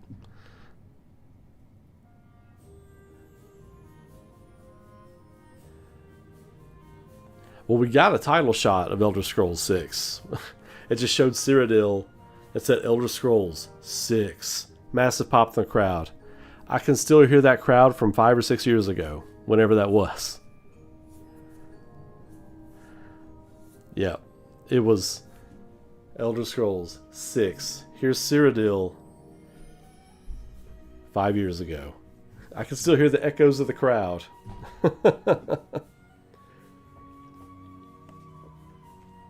Worst thing that ever happened to Elder Scrolls was getting bought by Microsoft.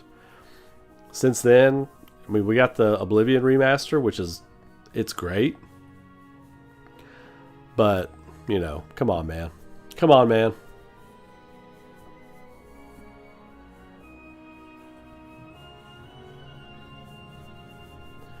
You know, I've never been a big fan of BioWare's games. I was never a big fan of, like, Dragon Age or anything like that. So their stuff never moved the needle for me. I know a lot of people in my circle that are big fans of BioWare.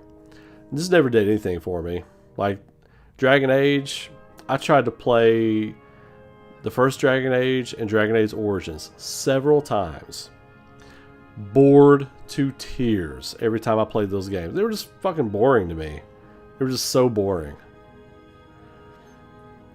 Couldn't hold my attention for longer than 5 hours. I think I put, on the first Dragon Age, I put 10 hours in, and then I just stopped playing it. I just never turned it back. I never put it back in the system.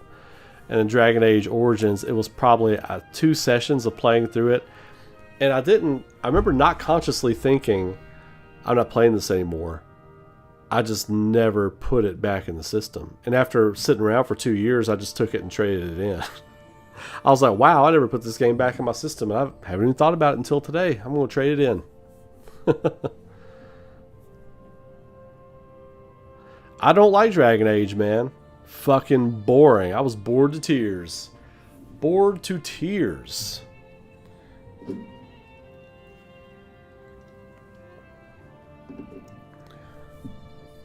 But I know I'm in the minority. Don't come at me. I know I'm in the minority. Everybody I tell that to in person, I get a what? What? You? I know. Nobody has to say anything. It's like, what's the other thing? There are several things I don't like or don't care for, and I know I'm in the minority. Attack on Titan. Attack on Titan's another one. I'm not a fan of Attack on Titan. I'm just not. I think it's shock. I think people got invested in it because of the shock of people just getting devoured by these giants. And then, like, every episode for me, every 2 or 3 episodes was the same mini story arc, and it just kind of felt the same all the way through for me. Later, I caught some later episodes of Attack on Titan that I thought were very interesting. Like when the hero has become the villain and all that kind of dynamic. I found that interesting. But I don't think I could watch the whole show and get there. I had to accidentally catch an episode from like the final second to last season or something like that. But, so I was kind of there with that too.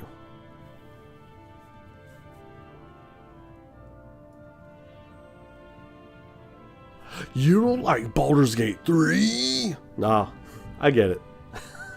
I get it. Yeah, man.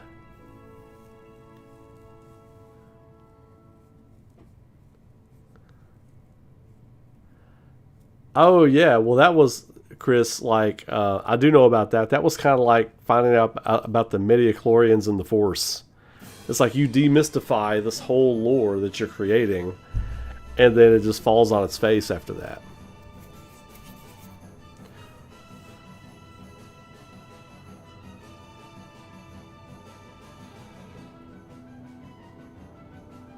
Dude, there is a massive God of War fan base. Like, God of War, I would say from the PS3 era on, probably has built, and rightfully so, one of the biggest fan bases in all of gaming. Like, people just love that game. And people forget, God of War, I feel like, found its origins in that Rygar remake on PS2. Like, there's so much in God of War that I feel like borrows from that God of War, or that Rygar remake. People forget about the Rygar remake, and it wasn't bad. It was an okay game. And I actually liked it. I've actually still got it on my shelf over here. It was a good game. But when I played the first God of War, I was like, oh, it really plays a lot like Rygar. It plays a whole lot like Rygar.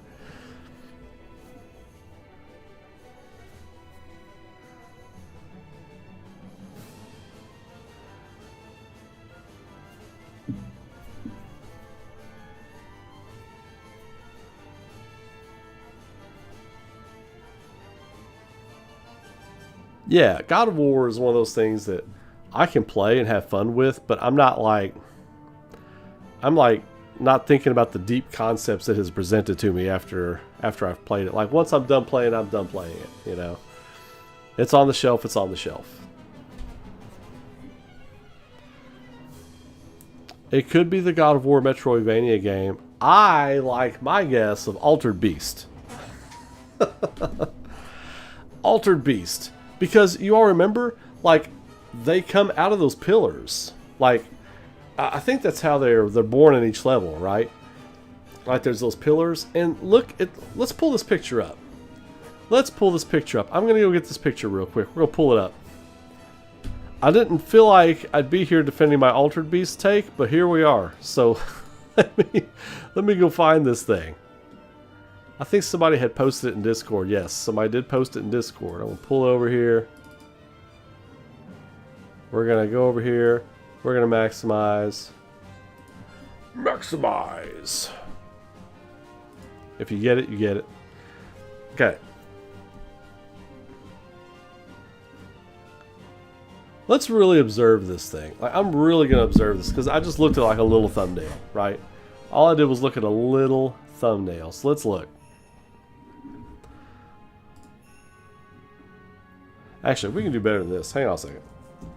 Hang on a second. We can do better than this. Let me see. Grab. Grab.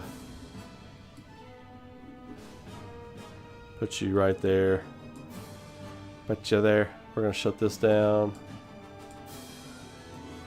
Boom. Alright, we can do better. We can do better. Alright. Let's observe.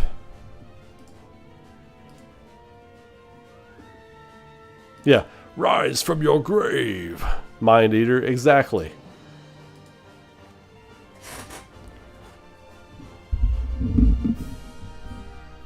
Dude, the battle dungeon in Rygar was amazing. Rygar PS2 was amazing. Even the dated anime voiceover. The god that was calling Rygar, Rygar! You, Rygar! It sounded... You could tell it was like a... I think it was a Tecmo game. A Temco game. Like I feel like that guy's voice is in everything. So, okay, let's examine. Let us examine. We'll zoom in. Let's look for clues, everybody. So... there is something about the way these things are portrayed that feels very Greek to me. Like these demons, these monsters over here, these, and the man being swallowed into the wall. You've got the wolf. You've got this alligator man thing right here. There's something about this screams Altered Beast to me. It just really does, man. And I'm probably just projecting that because I've always wanted like them to announce an Altered Beast game for those Sega remakes and stuff they're doing. But this could be the big Sega remake. Yeah, the door, that's a tough call. But maybe the start of each level, this door opens, and that's how you're reborn or whatever. But it also... Oh, dude, Rainer, or Chris, I was actually just getting ready to say it also has a bit of an Elder Scrolls vibe to it. It really does. Especially with the armor right here. Look, straight up, if there was like a statue of an Argonian mixed into this somewhere, I would straight up be like, look, this is Elder Scrolls. But the fact that it's not, and there's stuff over here too. I feel like there are hardcore clues on this side of the door that we can't see. I feel like that's why it's cropped out. And plus my mug is in the way. But like, I feel like there are some hardcore clues over here, and whatever's at the top of this door, It feels like it's like arms or something reaching out, or like this tree of life kind of thing. Or maybe this is a big robe coming off of some deity or something. Anyway, whatever it is, there are aspects, there are some hell aspects to it. There are some, this, whatever this is to, looks like it might be kind of fun as hell. And whatever this is, I don't think this is a person. This armor is also being worn by this thing. And whatever this is. A little different, but the arms are kind of the same. So I'm like, what are we thinking here? Could be for Game of Thrones. I think people would have to care for it to be like some kind of leak like this.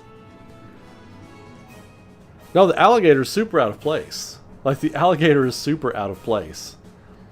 But so is the wolf. Which, is that a wolf or is that a bear? I'm having a hard time trying to decide. And then you got these, and everything's like this monster looking man. Then you got these obvious, like, whites over here. These demons. Could this be some kind of vampire game? Could this be some sort of vampire game?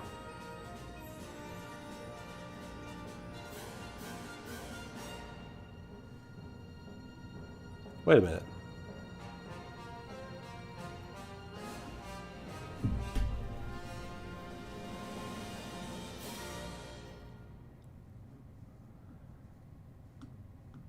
Wait a minute.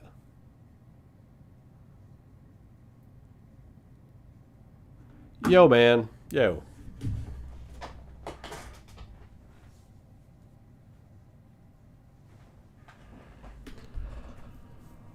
I'm going to say it.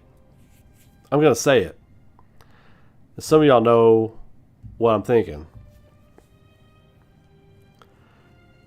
Could this be Castlevania?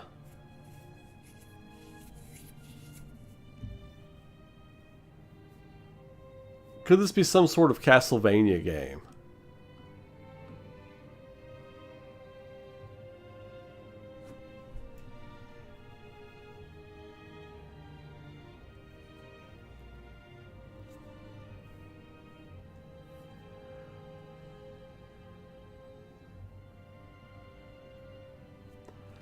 They showed the whole statue.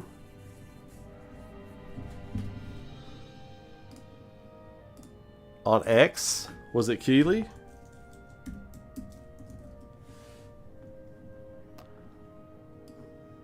Gotta look. Gotta look. Let's see. Geoff? Is it Geoff Keeley over here?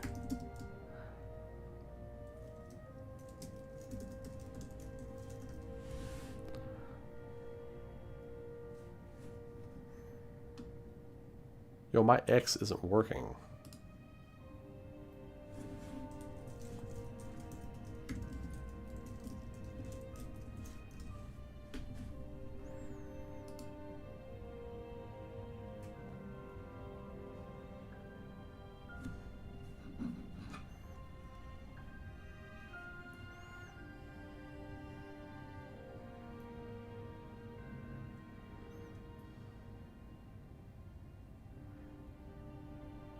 Dude, that link you sent me, I almost shit my pants.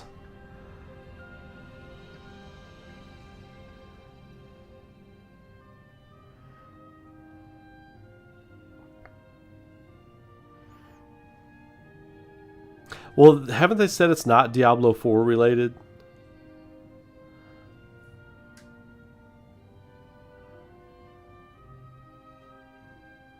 Okay, here, so hang on a second.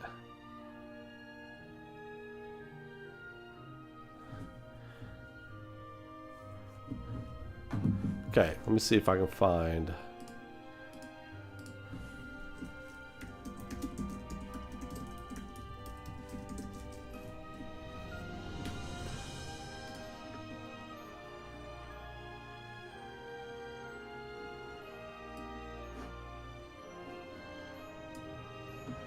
Alright, we're gonna shut this one down. This is Old Bay. I got New Bay.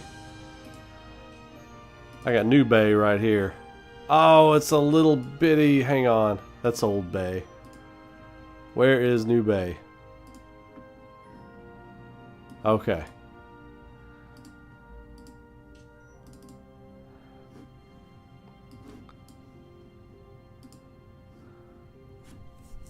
Okay, here it is. This is the whole thing. What in the hell is this? What the effity F is this thing?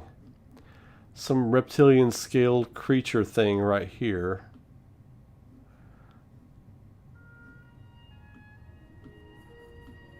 What are we thinking, chat? Lesser demons and stuff down here. There's a huge bear head down here. There is a bear. Yo, this is Altered Beast.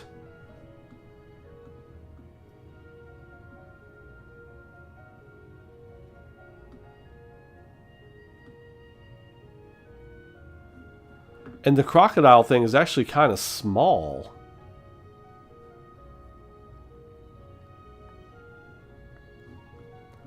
Look, there's a bear down here. Why would there be a fucking bear in here? And a wolf. Where's the wolf? The wolf is over here somewhere. Yo, I was half kidding, but I think this might be Altered Beast. I was half kidding. But there's no way it would look like this. Here's the big hint right here. This head, this face right here. What is this? It's right here. That face right there. Face only a mother could love. Right there. What is this?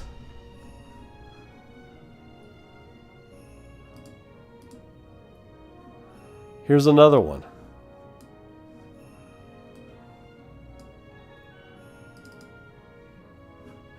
Oh, here's a really good shot. This is a really good shot.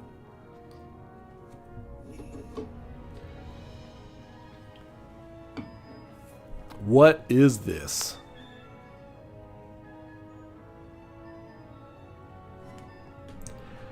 I would love... This looks like a fun game. If this is a new IP, I'm all in. If this is a new IP, I am all in. I feel like I've seen this before, though. Like this right here. This. I feel like I've seen this before.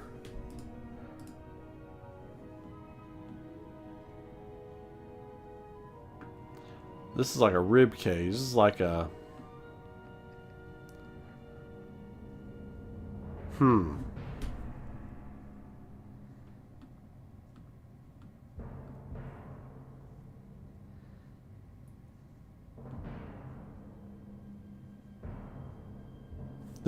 Is this the Three-Eye Atlas heralding the arrival of Three-Eye Atlas in a few days?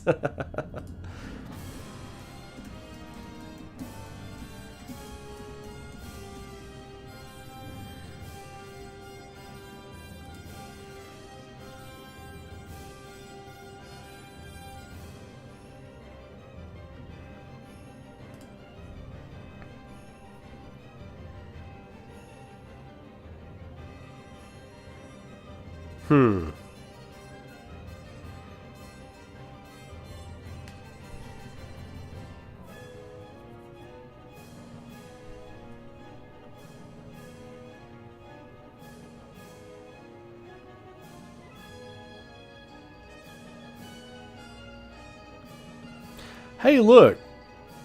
I just kind of for shits and giggles looked up Altered Beast monsters and villains. I'm not saying it's not nothing.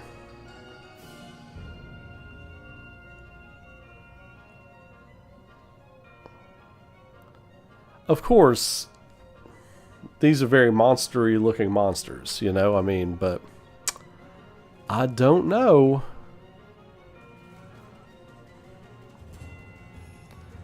I don't know what this could be. But if it winds up being Altered Beast, I'm throwing a I called it party.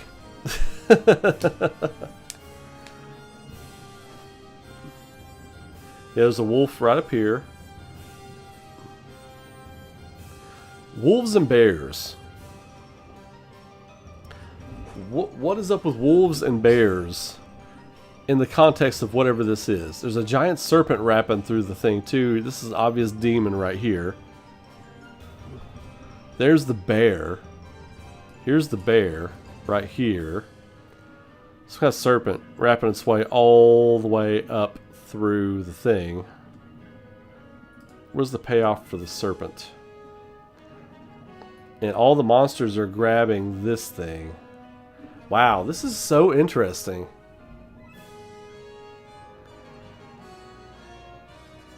This is very interesting. That snake, I feel like the payoff is like right up here somewhere. Like maybe it's like a hydra or something like that. Whatever this is, it feels very Greek. It feels very Greek to me.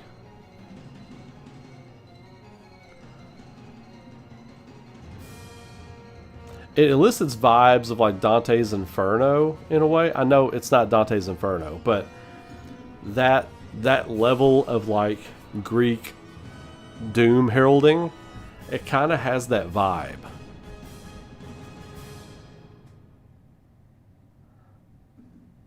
Oh, so we got another Altered Beast person here. Yeah, okay, yeah. Alright, soldier. We're riding this Altered Beast train all the way into the depths. I'm calling Altered Beast. This feels, I don't know, man. I don't know. Probably wrong about it, but that's what I'm going with. This is very interesting. This is super cool looking.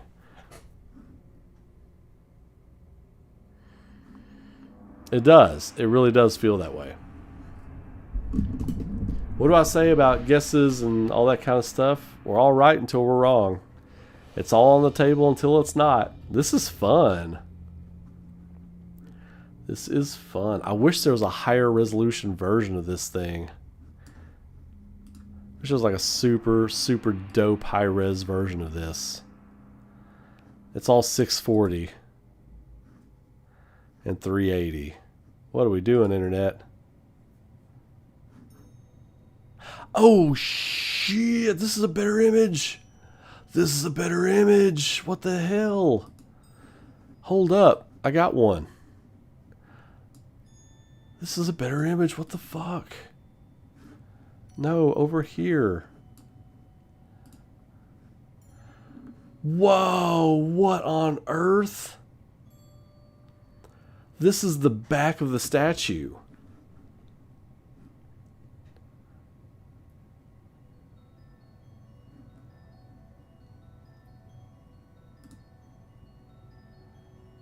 Chat, what is this?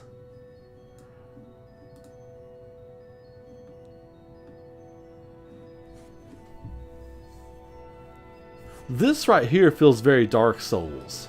This right here, this feels very dark. Is this dark? Is this a Souls game?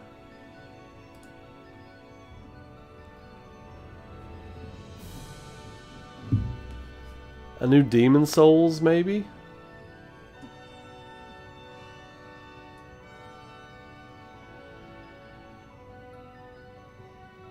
I don't know. I don't know.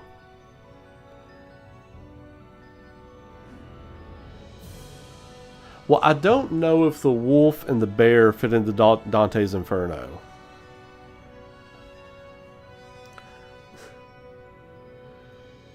Yo, this is a good mystery. This is a good mystery. This almost, the artwork has very FromSoft vibes to it.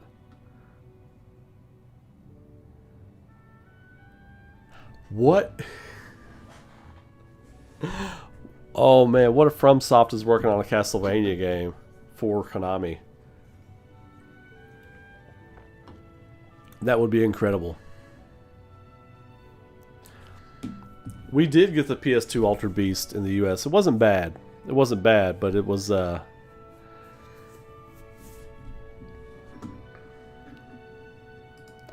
me see real quick.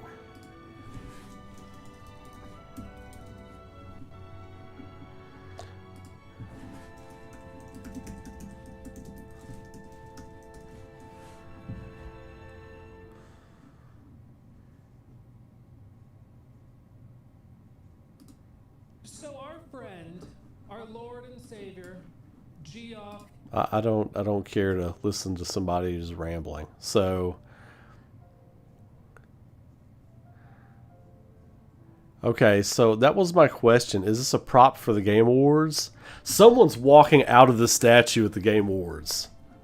Someone is going to walk out of this statue at the Game Awards. Who is it going to be? Who in the fuck is walking out of this statue at the Game Awards?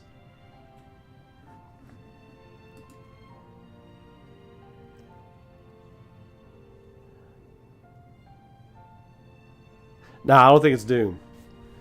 I don't think it's Doom. For me, the animals give it away. The animals are what made me think Altered Beast.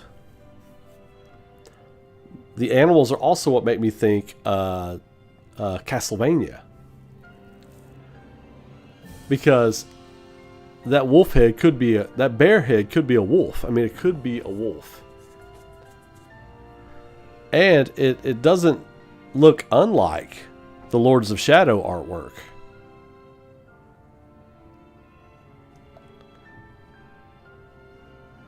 Yeah, no, yeah, I saw the lights and stuff on it. Someone's walking out of this at the Game Awards. That's insane. That's crazy. This is going to be a highlight for the show. This is going to be a highlight for the show. Someone is This thing is huge. This thing is massive.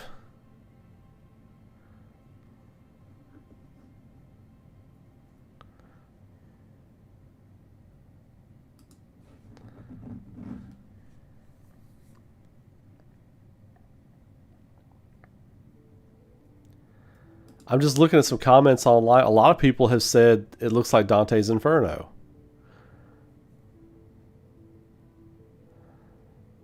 A lot of people, yeah, a lot of people are saying it's... A lot of people say it looks like Dante's Inferno. I'm just reading some comments here online.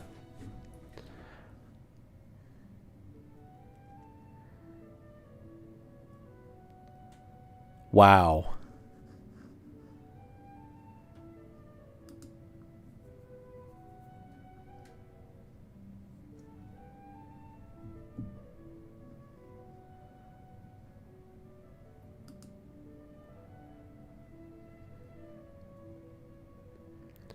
You know what it also kind of looks like?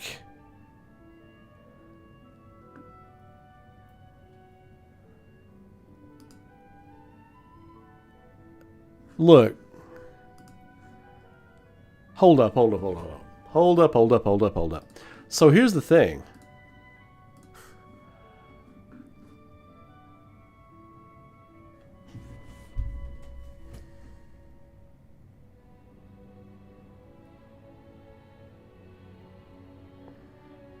What if this is a remake of the first God of War? What if this is a remake of the first God of War game?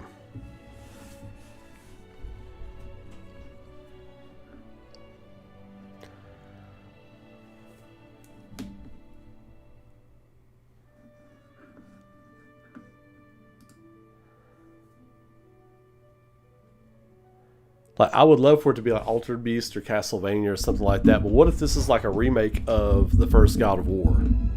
We were just talking about it with the Rygar stuff, right? Or fuck, what if it's Rygar? I don't think that's true. But they did confirm it isn't God of War related. It wasn't God of War. Well, you know, Capcom also said that they didn't have Resident Evil 9 at Summer Games Fest too. They also said there was no RE9 at Summer Games Fest, but we know how that went down. We know how that went down, didn't we?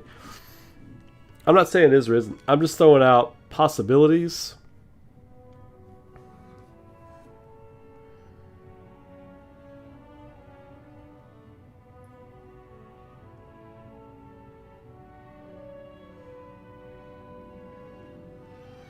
Oh, that's what you mean by it lights up. Huh, okay. Well, I'll just show you on my phone real quick, because it'd be kind of hard to throw this up on here right now. But yeah, so that is what it looks like lit up. That reminds me of something. What does that remind me of? That's going to bug the hell out of me now. That reminds me of something.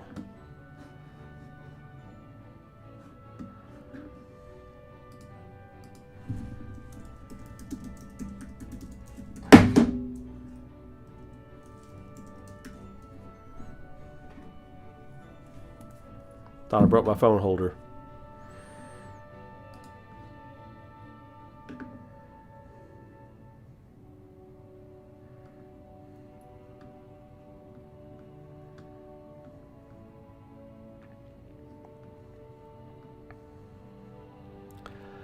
It kind of looks like, with it lit up like that, it kind of looks like something from Diablo. But what if, what was that one game?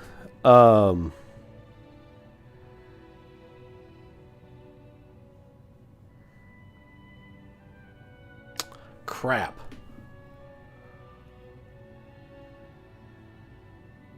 What was that one game? I think it was the Summer Games Fest, and I was like, man, that game looks awesome. What was that game called? It was like a PS5 exclusive game that was coming out. And I said, yo, this game looks awesome. What was that game? Sacred Sauron? Saros. Is this that Saros game? Is somebody looked at it? Is this that Saros game? Let me look this up real quick. I'll look it up myself. So,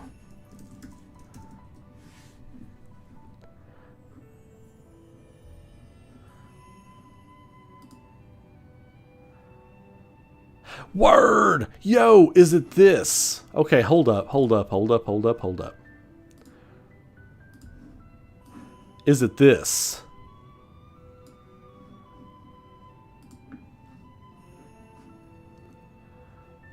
Because remember, I was like, this game looks dope.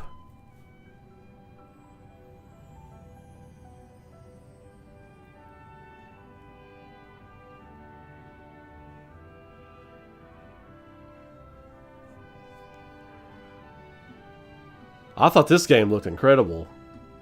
Could it be this? I think it's possible. I think it is possible that it's Saros.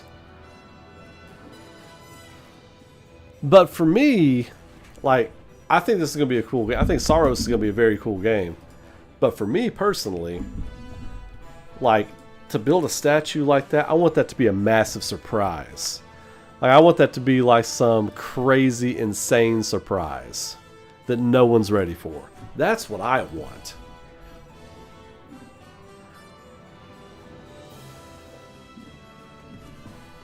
But all the guesses are great. All of them are great. But it's wild. See, if I stream Saturday, just a few streams away from the Game Awards, man.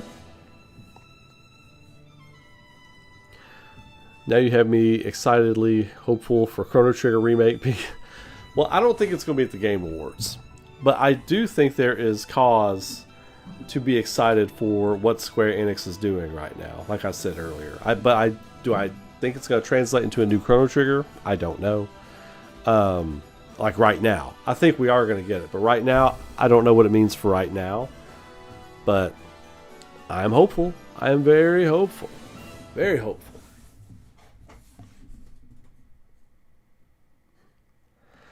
So, man, that's crazy. What a crazy surprise. So, and I am going to let that crazy surprise be what I end the stream on tonight. Appreciate everybody being here in the chat. Before we call it a night, throw a like on the video. That would help me out a lot. I sure would appreciate it. Helps me grow as a channel. I can't grow if people don't know. And by throwing likes on the videos, it helps people know. So, appreciate all the love and support. The algorithm can be finicky, as you know. So I appreciate everybody helping me. It's I am hopeful for the Game Awards. I'm hopeful for the future of Square Enix. I'm hopeful for all these different platforms. But we will see what the future holds. The future would be just next Thursday. So I'm excited. I hope you all are too. Keep it locked here on the channel. I've got more stuff going up all the time. Cool new stuff happening all the time. We're going to start doing some giveaways real soon. We're going to do a giveaway for the Game Awards night for that stream. All next week, I'll be telling you all the plan for the Game Awards stream, what we're going to be doing. I'll be coming on really early. We'll be doing bets. We'll be doing all kinds of stuff. We'll be doing all kinds of other things. All the things, we'll be doing them. So, appreciate the hell out of all of you all. Have a great night. Be safe. Be good to each other. Keep rocking. And I will see you all in the very next video. Take care, and I will catch you all later. But first...